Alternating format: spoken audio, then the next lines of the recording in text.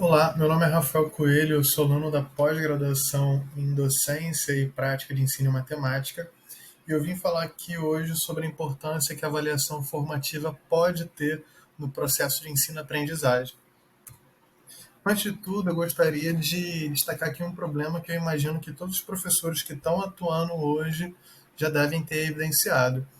Cada vez mais há casos de transtornos psicológicos em sala de aula, seja ansiedade, seja depressão.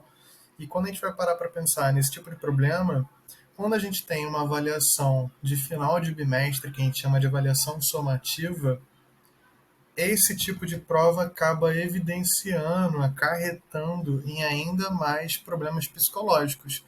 O aluno se vê diante daquela avaliação que vai valer muito, né? Vai valer toda a nota dele do bimestre, vai definir se ele vai passar de ano ou não, acaba ficando ansioso e acaba virando aí um ciclo que nunca termina. A prova deixa ele ansioso e ele fica ansioso e não consegue estudar para a prova e ter um bom desempenho.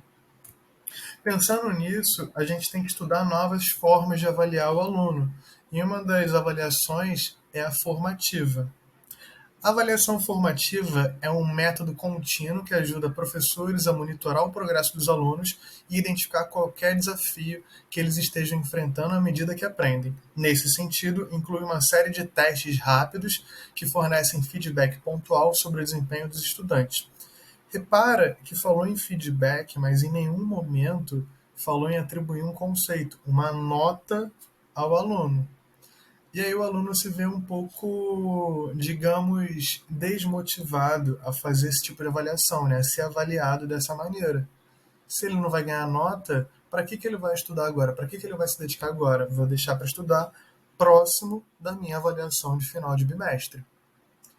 Então, pensando em reverter esse quadro, seria muito legal a gente ressignificar a avaliação formativa.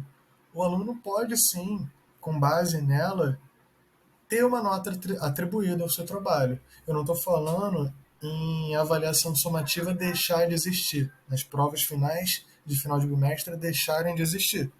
Mas uma parcela daquela nota, 30%, 40%, pode ser feita aí ao longo do percurso, ao longo das aulas.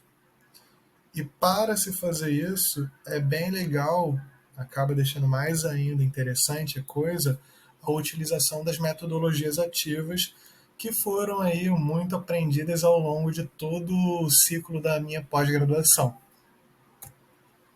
Algumas ferramentas que podem auxiliar, está um pouquinho cortado, mas eu acho que dá para ver.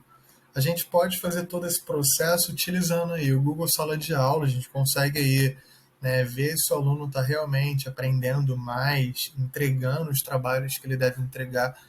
Esse acompanhamento por essa ferramenta é muito maneiro. O Kahoot, que a gente consegue ali criar uma competição saudável entre os alunos, fazendo alguns quiz com eles.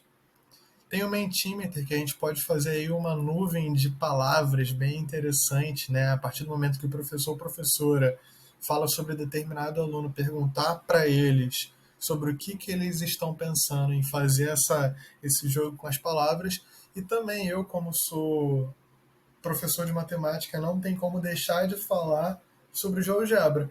Pedir para os alunos fazerem construções geométricas e acompanhar todo esse processo, eu acho que não tem coisa mais gratificante para os professores, né?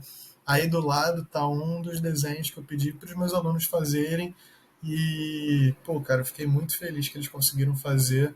Tanto é que eu estou trazendo isso aqui para vocês.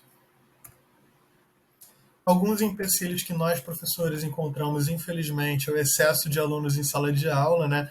Fazer esse trabalho com 20 alunos, 15 alunos seria maravilhoso. Muito aluno pode acabar aí tornando mais difícil, mas a gente é guerreiro, a gente acaba conseguindo. Falta de tempo, né? Tem matérias que tem pouco tempo, e é claro, na maioria das escolas públicas, também nas particulares em algumas, tem a carência dos recursos tecnológicos que podem impedir esse trabalho de ser feito. Então é isso, espero que tenha gostado, né? Um grande abraço, beijão.